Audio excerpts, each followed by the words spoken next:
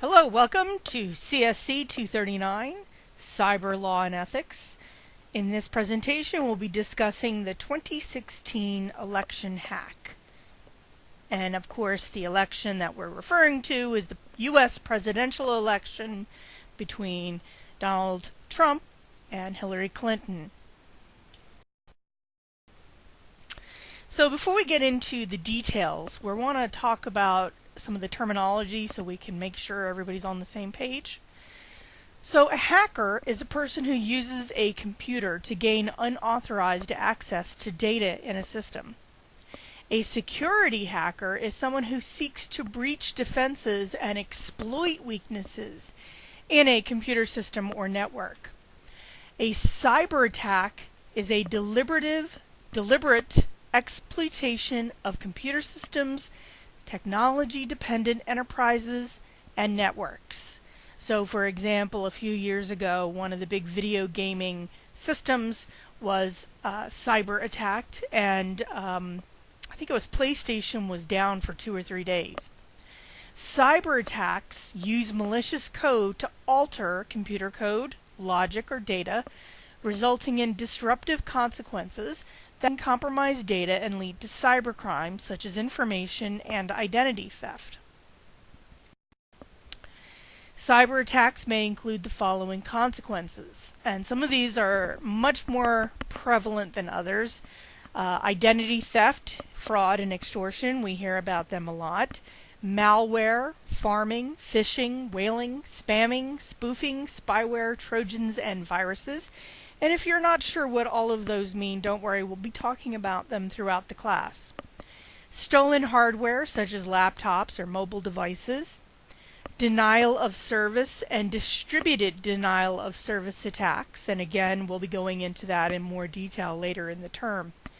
Breach of access, password sniffing, system infiltration, website defacement, private and public web browser exploitation, instant messaging abuse, and intellectual property theft or unauthorized access.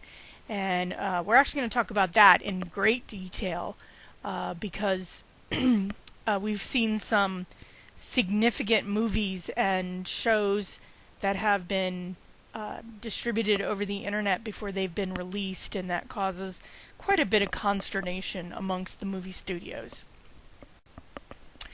So there are 3 major types of cyber attacks. The first one, online criminals. What is their motive? Money. So example, Albert Gonzalez, and that's the very handsome fellow on the right, who was arrested in New York for debit card fraud relating to stealing data from millions of card accounts. He then became a paid informant helping to shut down shadowcrew.com. So basically he became a snitch and helped shut down a bunch of other people. Then we have the hacktivists, and their motive is social or political ideology. And the most famous hacktivist group right now is called Anonymous, and they took down 20,000 ISIS Twitter accounts. They tend to go after organizations that are well-known terrorists. And, they're kind of heroic in a way, but they're also doing illegal things, so we have to be a little Robin Hood about them, They're good, but they're still bad. Nation states, which is basically countries, and they want to steal information and undermine security of other countries. Some of the biggest nation state hackers include Iran, Russia, Pakistan, North Korea, and China. The U.S. is also on that list, but since we're talking about the U.S. election, we're actually going to focus on another country. So, back to the U.S. being 24% of the world's attack traffic come out of the United States.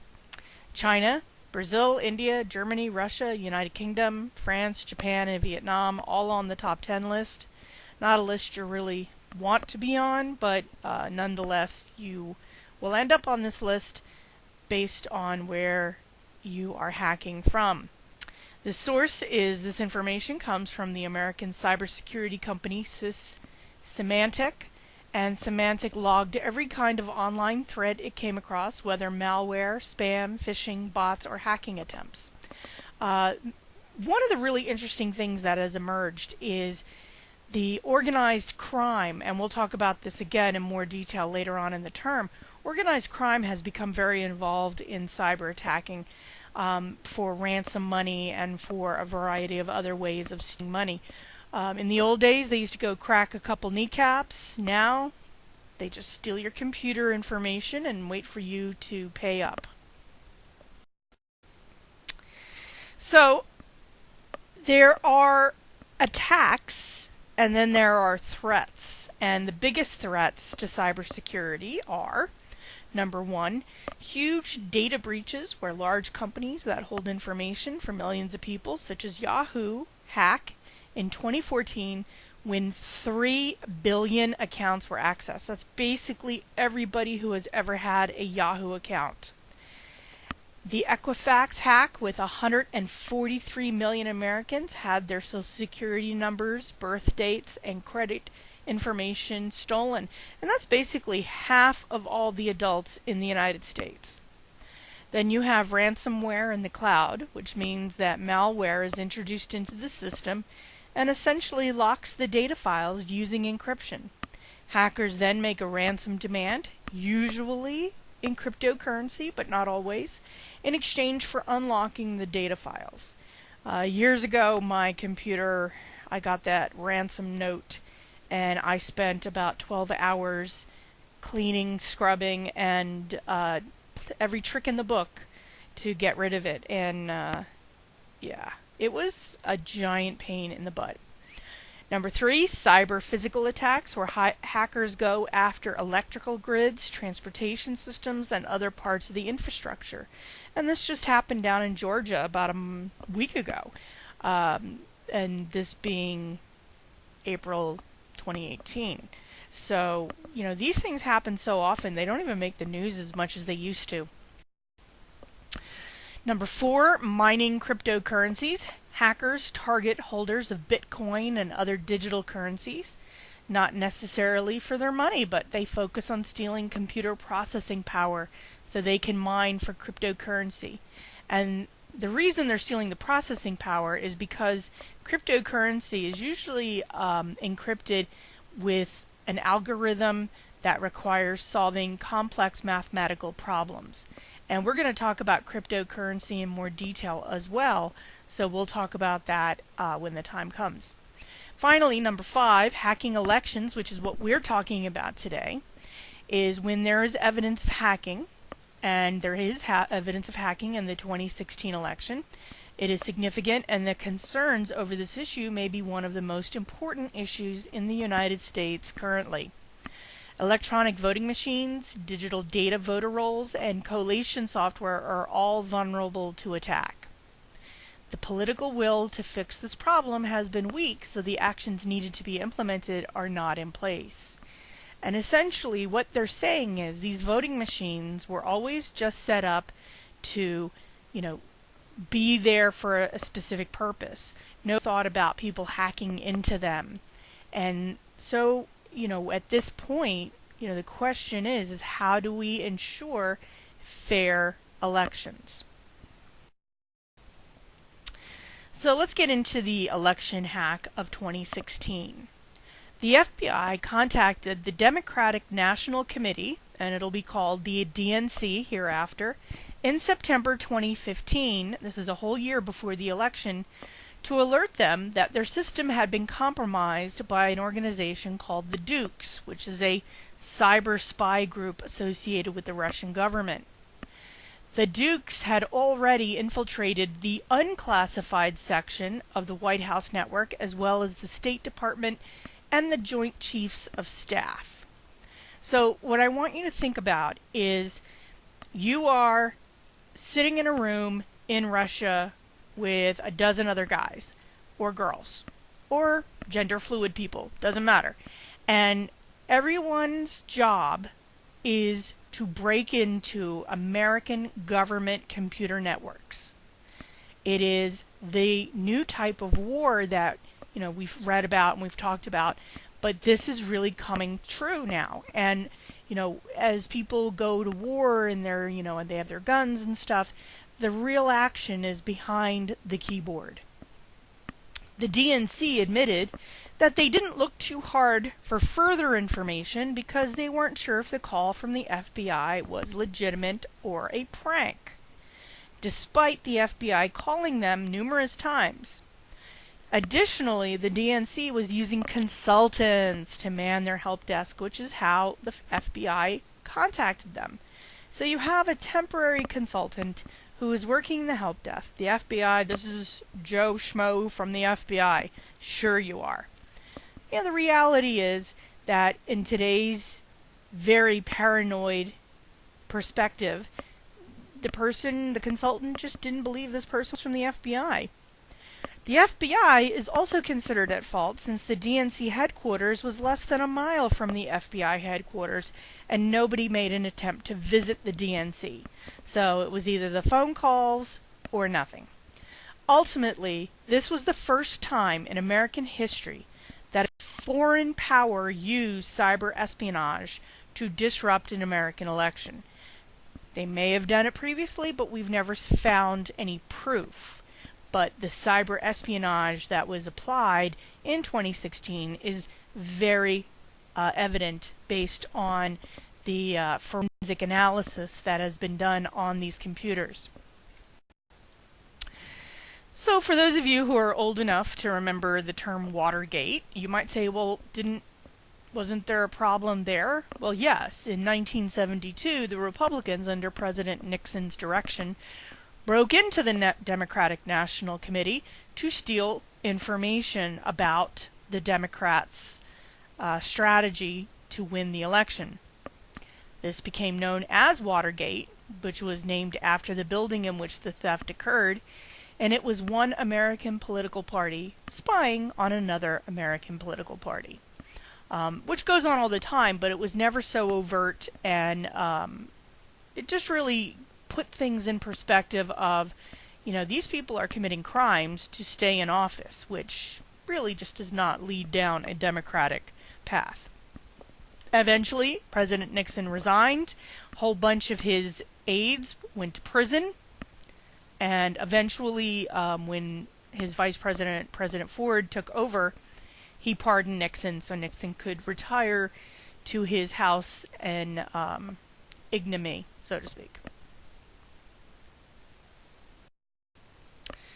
So let's back up a little bit and say, hey, who are the Dukes? And do they have anything to do with the Dukes of Hazzard? No, they don't. The Dukes are a group sponsored by the Russian government to infiltrate other countries' governmental computer systems. The group has spread malware to launch its cyber attacks against specific targets, enabling it to steal intelligence data, which was then used by the Russian government in their decision-making about foreign policy and security. Their main targets are Western countries, the U.S., South America, Western Europe, like France, Spain, England, as well as government agencies, think tanks, and government subcontractors, all of which have been targeted by the group since at least 2009. Despite attempts to stop them by other countries, they change their tactics whenever authorities get close. So it's this constant cat chasing a mouse, and then the cat's being chased by a dog. So, there's this constant attempt to track them down, and they're just constantly changing which direction they go in. The first time a Russian hack was detected was in October 1996. This is when the internet was initially available, and it was primarily available before that at universities. And this is a Colorado college was hacked to gain information about their contract with the Navy, which led to the hackers then hacking the Navy system. It was detected right away, and investigators called this attack the Moonlight Maze, and they spent 2 years following the hack from the Navy to the Department of Energy to the Air Force to NASA. In the early 2000s, the Chinese were also found to have hacked American government computers, but they kept their stolen information quiet and did not release it to the press. Among the information they stole were the blueprints and design specifications for American weaponry, aircraft, and watercraft. So if you ever see Chinese battleships or Chinese weaponry, it looks a lot like American stuff because that's where they got the blueprints. In 2008, Russia started a cyber attack against Georgia. Now that's a country, it's not the state in the United States, but Georgia, which is a neighbor of Russia, they were having a war against each other, and that's when Russia started their cyber attacks. In 2014, Russian hackers broadcast a phone call between the American ambassador to the Ukraine and a high-level State Department official. And again, these are supposed to be confidential conversations between high-level government agencies. And when they are being broadcast to anyone who wants to hear them, that's a bad thing. Keeping in mind also in Ukraine, Russia's at war with them too. In 2015, Russia hacked a French television station and destroyed their infrastructure, essentially. And then also in 2015, Russia hacked the Ukrainian power grid. Again, they're at war with the Ukraine. Not really war as much as kind of pushing each other and shoving and kind of leading up to a war-like experience, as well as killing backup generators, which plunged the country into darkness right around Christmas time. And again, you know, the Russians have a very specific set of targets, and it's anyone that they perceive as an enemy. So back to the election hack. The Democratic National Committee is a non-profit organization who is dependent upon donations, so their reasoning was that they couldn't afford a top-of-the-line security software.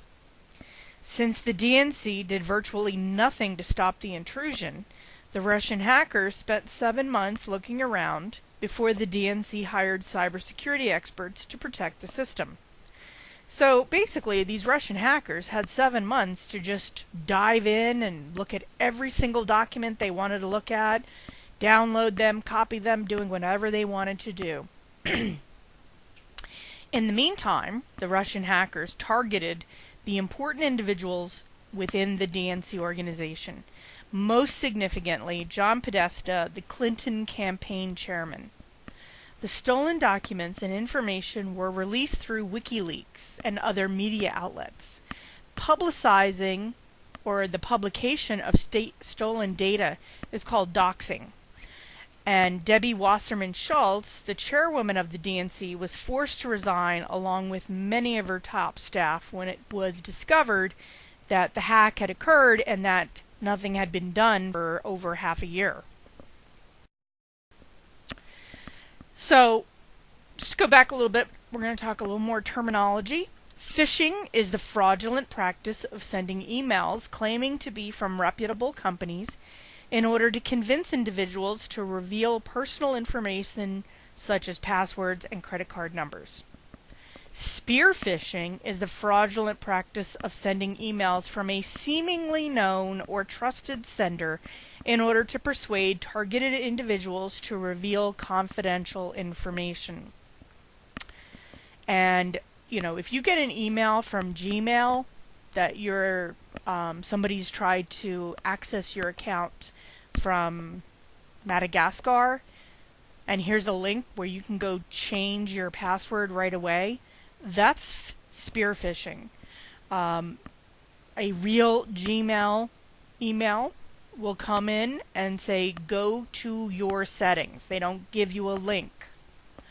The Russian hackers sent hundreds of phishing emails to employees of the DNC, stating that their Gmail accounts were hacked and they needed to change their password immediately, conveniently providing that link within the email to take you to their fake Gmail site.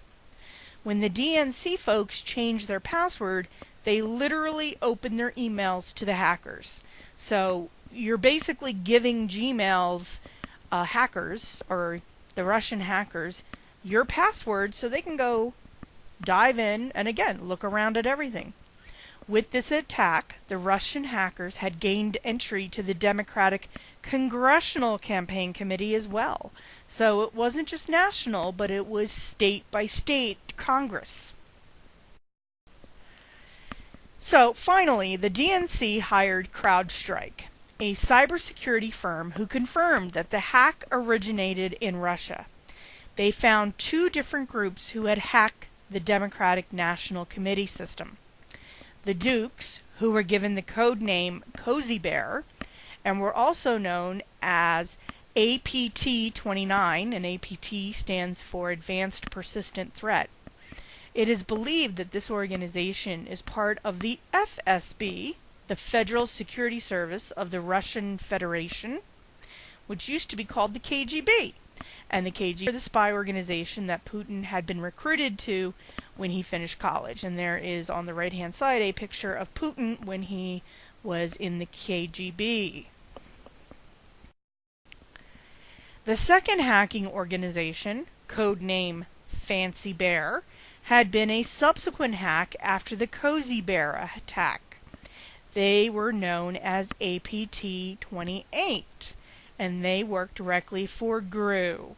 And GRU is not, well, he is the guy from Despicable Me, but in this case we're talking about Russia's military intelligence operation. So their version of National Security Agency or the CIA. They had previously hacked the governments of the Ukraine and Georgia, as well as NATO, which is the North Atlantic Treaty Organization, an intergovernmental military alliance that was formed after World War II. CrowdStrike also discovered that the Cozy Bear operation and the Fancy Bear operation were not in fact working together because both groups stole much of the same information. So you have 2 different governmental agencies that are going after the same target, but they are both working independently of each other.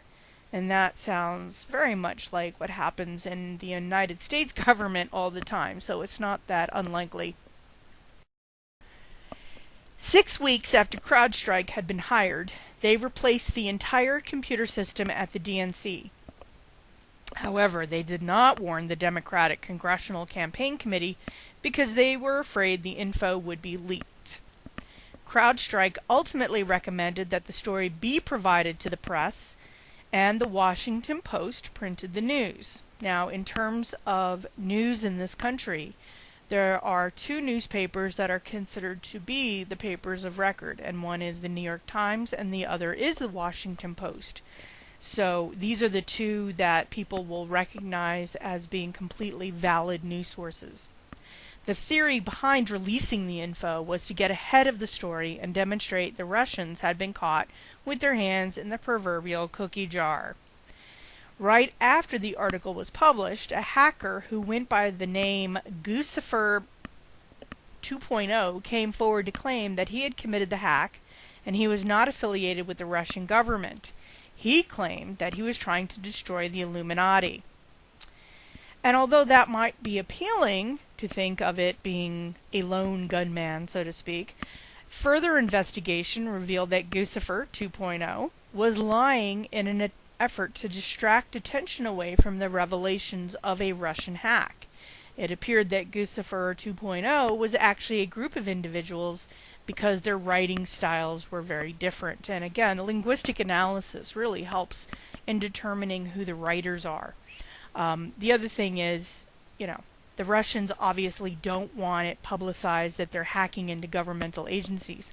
So creating this person, this Guccifer 2.0, was really just a smokescreen to draw attention away from the Russian government. Under the guise of Guccifer 2.0, the Russians kept publishing stolen DNC data, including their battle plan for the general presidential election, which was vital information to the Republican Party. This is, you're finding out what your opponent is going to do so you can counter them. Guccifer 2.0 then sent thousands of documents a few days before the Democratic convention to WikiLeaks, who published them. One of the takeaways was that the DNC was behind Hillary Clinton rather than Bernie Sanders, her Democratic challenger. As the election grew closer, more damning emails were released that made Clinton look bad.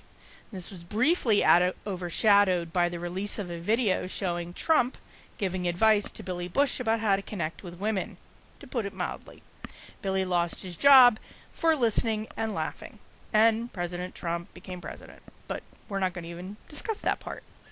In October, a Republican operative announced on Twitter that Clinton's campaign was going downhill as more documents were going to be released through WikiLeaks. So in this context, this Republican operative is aware of what the Russian hackers are doing and has forewarning that more dirt, so to speak, is coming. WikiLeaks is an organization that you might have heard in the news, but it was created by Julian Assange, and he edits it, and he denied he was trying to undermine Clinton's campaign or that he was a mouthpiece for President Putin. Assange refused to cite the source of the data dump, nor did he say that the timing was intended to hurt Clinton's campaign, despite his well-documented hatred of Hillary Clinton. A month before the election, the American intelligence accused Russia and Assange of working together to impact the presidential election. However, after Trump won the election, Assange did say he thought that the data released on WikiLeaks helped Trump win. So he's trying to have his cake and eat it too, in the sense of, well, yes, I did release all this information that was damaging to Hillary Clinton and it did help Trump win, but that was never my intention. So you can see that it's a little bit disingenuous. So one of the big questions is, did President Obama know? President Obama was briefed regularly on the Russian hacking, but he did not take action. Why? He was concerned that it would escalate the cyber war with Russia, whose cooperation was needed when negotiating with the Syrians who were battling rebels. And really, in that war, there are no good guys. You have Assad, who is an authoritarian leader like Saddam Hussein, and the rebels are Taliban and ISIS, and they're not good guys. They don't like the Americans either. Additionally, there was concern that if this information was made public, it would undermine the integrity of the American voting system and the democratic process. So if we know that the election is rigged, then why bother voting? So that was his perspective. Obama instead directed efforts to maintain the reliability of the voting machines. They were concerned that if Clinton won, Trump would declare the election invalid because of American government interference. And Trump actually said that during one of the debates, that if Clinton won, he would dispute it because he believed that there was some shenanigans going on. Obama also met privately with Vladimir Putin at a summit meeting in China and warned him against any more cyber shenanigans. If they did, then the U.S. would engage in cyber retaliation. Dun dun dun! So, why did Russia interfere? Since Vladimir Putin took office in 1999, he has attempted to return to the authoritarian glory days of the Soviet Union before it fell in the late 80s and early 90s. He and his cronies have essentially stolen the riches from the from the Russian people and enriched themselves to the detriment of the Russian economy. There is a term, Russian oligarchs, and basically these are people who have gotten rich through their association with Putin. Putin himself is supposed to have $20-30 billion stashed away. So, basically he is enriching himself, his family, and his friends. The problems with the economy, however, have led Russian government to focus on cyber espionage instead of real-world espionage. It is far more cost-effective and doesn't require agents to go undercover. So, a dozen people sitting in a room with computers, way cheaper than sending spies into the United States and having to generally manage them, send them on their missions where they could get killed, etc. Additionally, by delegitimizing the democratic process, it reinforces the authoritarian regimes that Russia claims is superior. Basically, what they're saying is a democratic process is not effective, but if you have a dictator, that is going to be a very strong leader. Putin also personally loathed Hillary Clinton because he believed that she encouraged the Russian people to demonstrate their dissent of his policies in 2011 when she was Secretary of State. So there was a lot of people who didn't like Hillary Clinton because she did provocative things that she felt were in the American best interest, but not necessarily other countries' best interests. So, what was the American response to the hacking? President Trump has rejected the idea that the Russians hacked the American election to undermine Hillary Clinton's campaign. He has suggested that it may be an American or Chinese hacker. He has vehemently denied that President Putin helped him get elected. And of course, there's an investigation going on even as we speak. Robert Mueller is a very well-respected lawyer and investigator who is looking into the connections with Russia. And of course, there's been several indictments and there will be more. The idea here is, why does Trump criticize everyone except Vladimir Putin? Other American responses? In March 2018, Senators Amy Klobuchar and Jeanne Shaheen sent a letter to the manufacturers of voting machines and associated software. And part of it said, according to voting machine testing and certification from the Election Assistance Commission, most voting machines contain software from firms which were alleged to have shared their source code with Russian entities. The senators wrote, "We are deeply concerned that such reviews may have presented an opportunity for Russian intelligence agents looking to hack or attack the United States election infrastructure." So what they're basically saying is that the Russians were given a key to open up these systems. And these are two of the big systems in the United States, Hart Interactive and Election Systems Software. Have not received a response yet, and keeping in mind that our next election is in November and people are very concerned. There's even talk about going to paper ballots and waiting 3 or 4 days to count everything, because that's the only way you can focus on not having a hacked election or voting booth.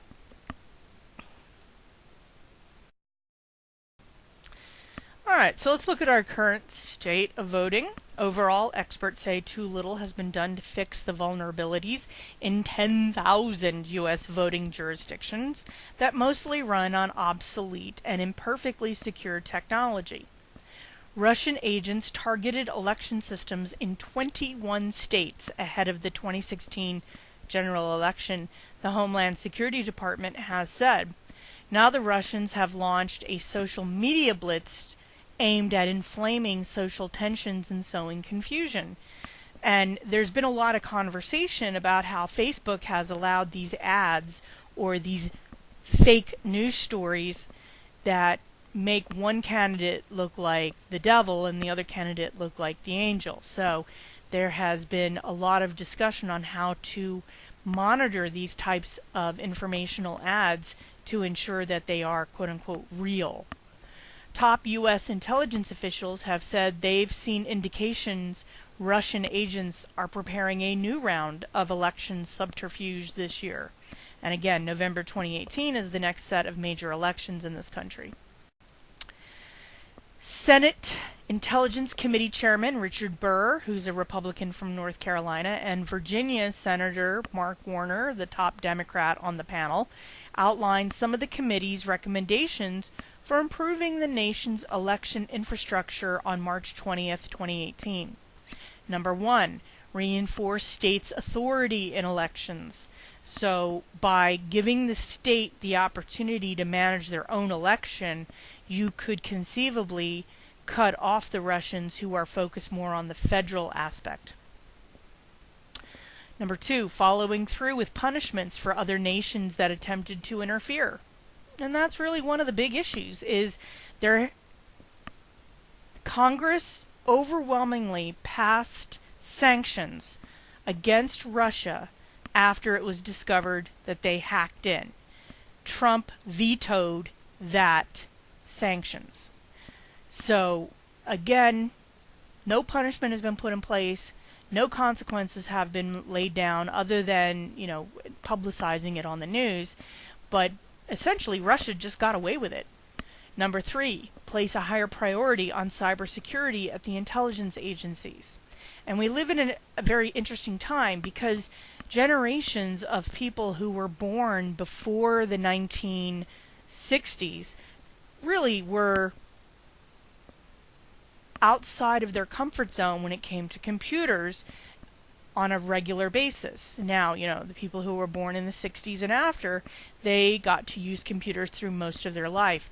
So as these generations change, you see more of a focus on what cybersecurity is all about. Because, younger, and when I say younger people, I'm talking about people in their 50s and 40s, have a much better understanding of the cyber issues than somebody who's in their 70s. Number 4, build stronger voter databases. Number 5, make sure future systems have a voter verified paper trail. In other words, this person voted, we have their vote. And basically this allows for an audit of any votes that seem unusual. So for example, if a Republican won in the Philadelphia area, that would be highly unusual because it's such a strong Democratic location. So if that did happen, they could then use that voter verified paper trail to assess whether or not this was actually real or hacked. And then finally, number 6, help states offset the costs of strengthening their election systems. A lot of states haven't improved their voting machines for 10, 20 years because they can't afford it. If you go down to one of the states in the South, like Alabama or Arkansas, where they just don't have a lot of money, they have really old-fashioned stuff that can be easily hacked. Then we have the National Security Agency. In February 2018, U.S. Cyber Command Chief Admiral Mike Rogers testified before a congressional hearing where Admiral Rogers was asked what actions were being taken. He responded that he had not been given the authority by President Trump to prevent future hacks. And I have a video of his testimony in our learning management system under week 1 that you can watch. Admiral Rogers further indicated that since Putin has not been punished for this hacking, he fears the 2018 elections will also be hacked. So here is the guy who runs the U.S. Cyber Command saying that he has not been given the authority to do anything about these hacking issues, which is exactly why we need to study the laws and why this is happening. So, let's take you down to our works cited page. And if you have any questions, please leave a send me an email, send me a text message. If you're not in my class but you would still like to ask a question, please leave a comment and I'll return and get you that answer as quickly as I can. Other than that, have a fabulous day.